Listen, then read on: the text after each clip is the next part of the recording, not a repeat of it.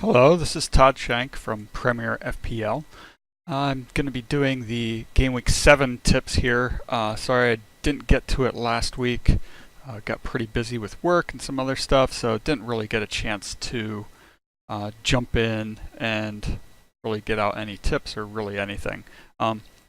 So I do still have up the Game Week 5 through 9 fixture difficulty post here, which does cover Game Week 6 through 10 as far as difficulty goes. Um, so if I have time, I will put out the game week, I guess 7 through 11, just to kind of cover that. One thing to note is that after game week 8, there is going to be another break. So just be prepared for that. We basically have this week, next week, and then there's a break. So keep that in mind when prepping your team for this coming week. So a few things that I'm going to be going over, taking a look at some different options across all three positions, or sorry, all four positions. I will cover a little bit with goalkeeper, but normally I try not to do too much as far as goalkeepers go. I like to set and forget it as far as goalkeepers, but maybe a couple options if you are looking to wildcard. Actually, I haven't really gone over my team a whole lot. Last week, I did okay, not really great. Pretty disappointed, only 59 points. Patricio in goal got 3 points, left Fabianski on the bench. I really thought that Chelsea was going to do a lot more than what they did, but turns out that West Ham was a little bit tougher than I thought and held on for the clean sheet. And Fabianski picked up the 11 points. I got to remember to really stick with him against these bigger teams. He is a save machine. He gets a lot of points off of those saves, so I really should stick with him. The big change that I had to make was with Mendy out for a while, I had to drop Benjamin Mendy for Alonso. Main reason I brought in Alonso, my plan is still, I'm going to try to hold out for that international break. That was when I was planning to do my wild card. I'm still considering doing it for this weekend just so I'm not dropping any more in the rankings. But if I can, I'm going to try to hold on for this weekend. As you can see, both Arnautovic and Pedro got dropped to the bench. Had a feeling that they might, so I made sure to stick. I think I definitely had Ben Mee in there, and I think I had Holebus as my other bench player. So they both came in, picked up some of that slack there. I was glad to get Ben Mee with the 6 points. But yeah, the Aguero captain, Salah, picked up the assist and a clean sheet for his points. But yeah, so that's kind of where I landed there for the week. Above the average, which, isn't bad, but I prefer to get, somewhere over 60 points in a mediocre week and definitely pushing the 80 to 90 in like a really good week. So I guess overall I'm pretty disappointed with that. Alright, so I decided to take a look at some of the statistics to help kind of guide me in where I want to go with my team looking forward. As you can see here, do have the points totals for a lot of the players out there. So looking through, trying to find the main thing that I wanted to look at was trying to find some value and looking for the value kind of across all the positions. So starting out, Wayne Hennessy for Crystal Palace.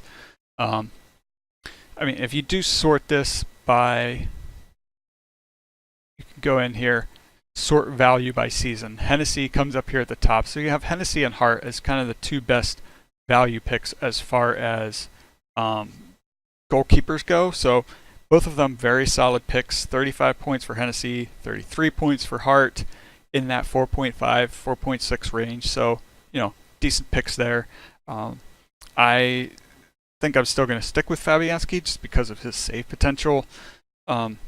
When I wildcard, I was actually thinking about going with Hart. I think he is a good pick. I don't know that anybody's really going to replace him. I don't know, maybe being dropped down to Burnley has lit a fire under him, but he has really performed this season. As you can see here, point totals. His 33 points, you can even sort it here. 33 points is second most behind Hennessy. So I was thinking of sticking with Fabianski if I do my wild card, and then having Hart as a backup. It still keeps me with a 4.5 for both my goalkeepers, which is what I like to do. We'll just kind of leave it here with the value. All right, so for defense, some of the top defenders as far as value goes, and thinking about kind of their matches coming up, I mean, obviously those top four in there are excellent picks. I don't know that I would really go against any of them. The others to look at are Bali and Doherty for Wolverhampton. 4.4, 4.6 is a really nice price point for each of them. Duffy as well. If we look at their fixtures coming up here, so Wolverhampton has a good run of fixtures coming up. They're one of the teams that I was thinking, if I do wildcard, those are two of the players that I was going to try to get in. They have a very good price point, good value for money there. Shown that they are able to kind of get forward, create chances. So yeah, those are the two. I would say those are two of the bigger value picks that I would say to look for moving forward, based on their fixtures. If you want to pick Johnny instead of Bali, save that extra 0.2, you could do something like that. But still, top end players like Robertson and Alonso, still up there. Now, both of them have some difficult fixtures coming up. Let's see if I can find Chelsea. Chelsea plays Liverpool here, and then Manchester United. Both of them are at home, so I don't know that I would really steer. I think Alonso is one of those players that is fixture proof, just like a lot of the City players. And I think even Robertson, to an extent, is pretty fixture proof as well. Liverpool facing Chelsea, and then Man City. Facing Man City at home, so still leaning towards Robertson as a good pick if you have him. But if you don't have him, don't go for these guys right now, unless you really have a big fear of missing out. I'd say to stick with what you have just because of their fixtures coming up. I do have the fixtures planner here, so you can look ahead through. I have it all the way up through game week 19, so you can look ahead, see what's there, and then, you know, if I do have time, I will try to put out the game week 7 through 12 or so, and just to see what that looks like. So yeah, that's kind of I mean, if you do sort this by value for the season, those are some of the big players that I would say to look at. Now, some of the differential picks here, you know, you have Duffy, not bad. You could look at this as value with their form. You do get Doherty, Johnny, Bali. Basically, the whole Wolverhampton defense is back there. Matip is in here, mainly because he did get the goal and the clean sheet last week, so pretty massive points. But otherwise, he's been pretty, unimpressed with him. Not sure I'd go with him. I think I'd rather have someone like Alexander-Arnold, who is showing that he can score points pretty consistently and is only 0.2 more. So you really want to go with a Liverpool defender. Alexander-Arnold would be the better one there. So you can kind of look down through here. I don't know that I'm really recommending anything outside of some of those players in there. All right. I'm actually going to jump ahead to forwards before I come back to midfield, because I think midfield is one of the areas where we can find a lot more of the value. So here we have Glenn. So for form, Glenn Murray up here at the top. He's done really well recently. Lacazette up there. Go back to season. So Mitrovic and Wilson, Murray, top 3 as far as the value for this season. Mitrovic, let's see if I can find here. where... Sorry about that. So I am going to look at some of the conversion percentages here, and just will say right up front, Mitrovic and Murray have some pretty decent conversion. I mean, not terrible conversion rates, but Mitrovic 5 goals, Murray 4 goals. The only issue is looking forward. So Fulham play Arsenal, but I'm still. He's the one player that I'm.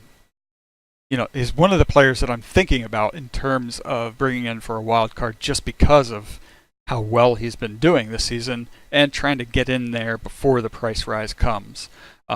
Same thing with the Wolverhampton defenders, trying to get them in before the price rise comes.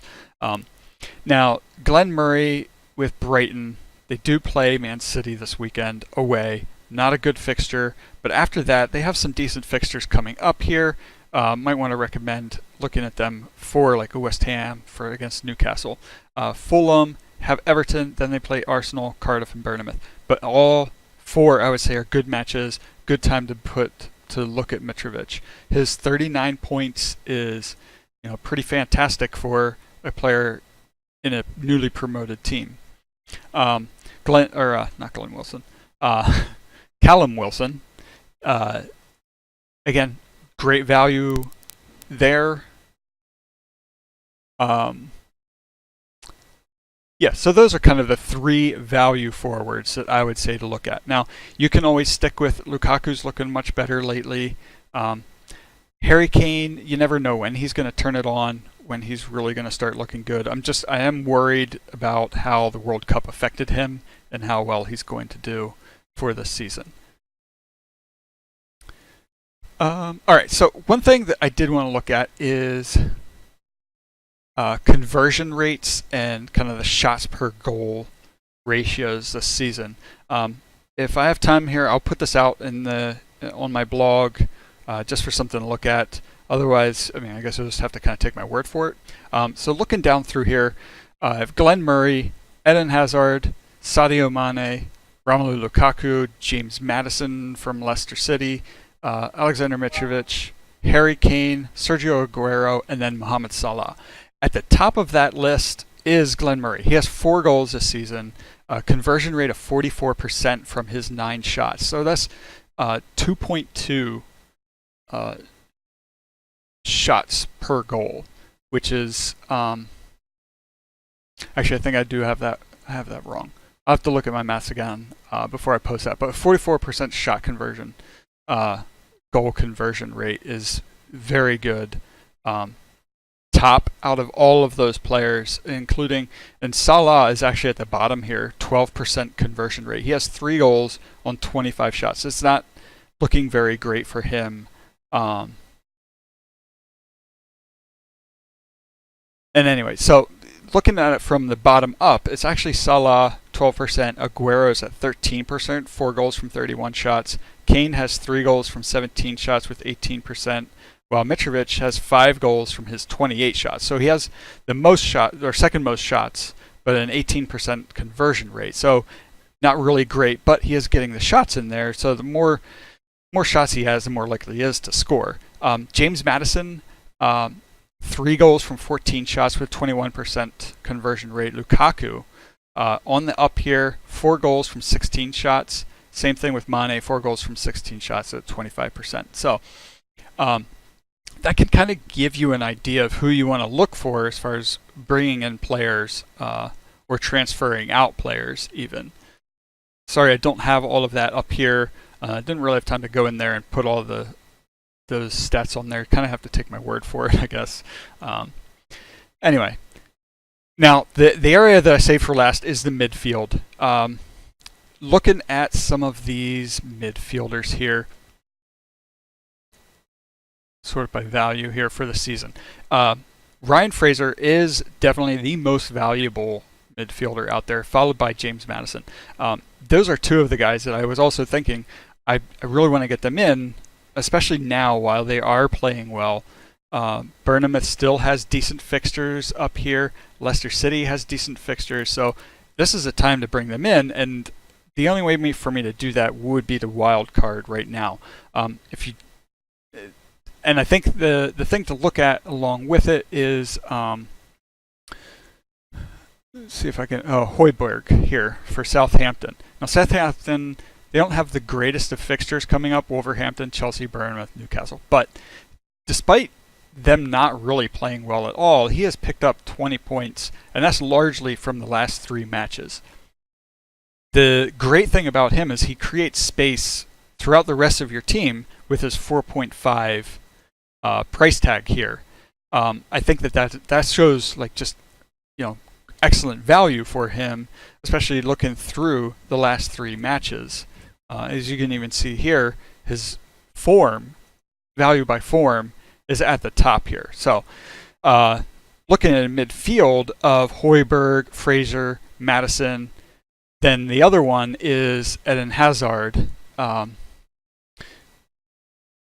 Now, I'm actually thinking about doing that primarily because I currently have Pedro, and Salah has been mediocre this season. Last year, I don't remember his conversion rate offhand, but his conversion rate was through the roof, and this year it's already dropping, coming back down, regression to the norm, all of that.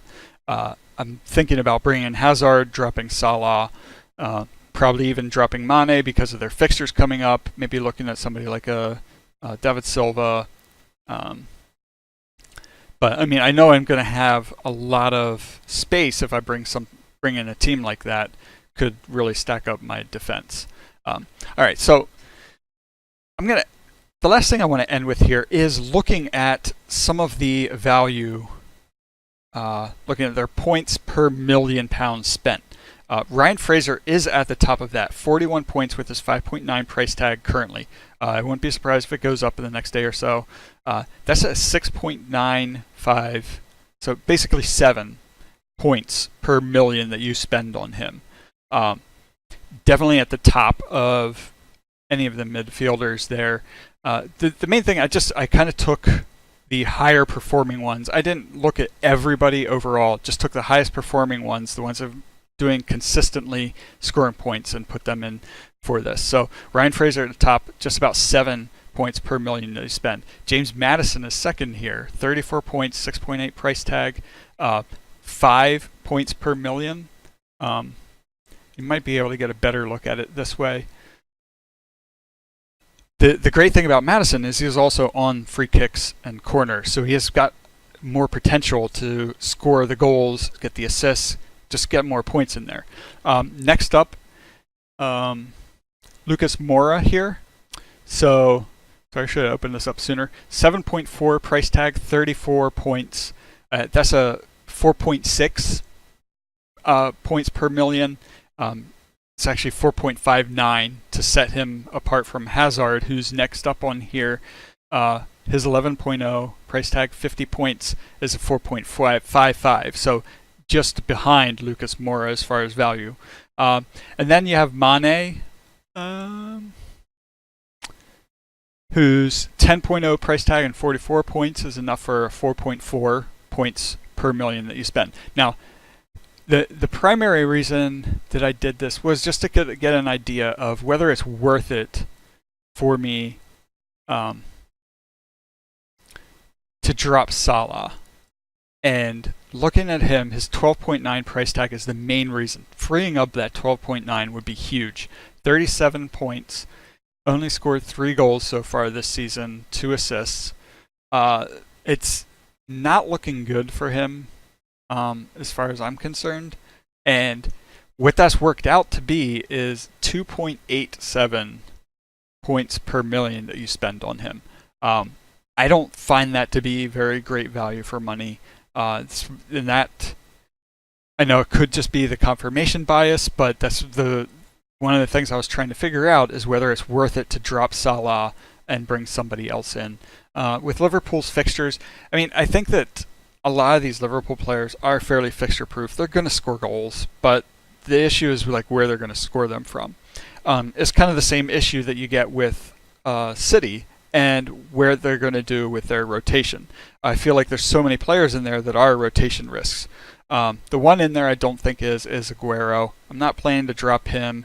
So if I do wild card, it would be dropping Salah, Mane, maybe Robertson, maybe completely rebuilding my Liverpool trio there, leaving Aguero. I'll probably try to keep a Burnley defender or two, keeping Alonso, putting in Hazard, Madison, Fraser, going with a high value midfield. Now, I know that the risk there is that they play for teams that they aren't at the top of the league. So there is definitely a risk factor in dropping Salah and dropping Mane.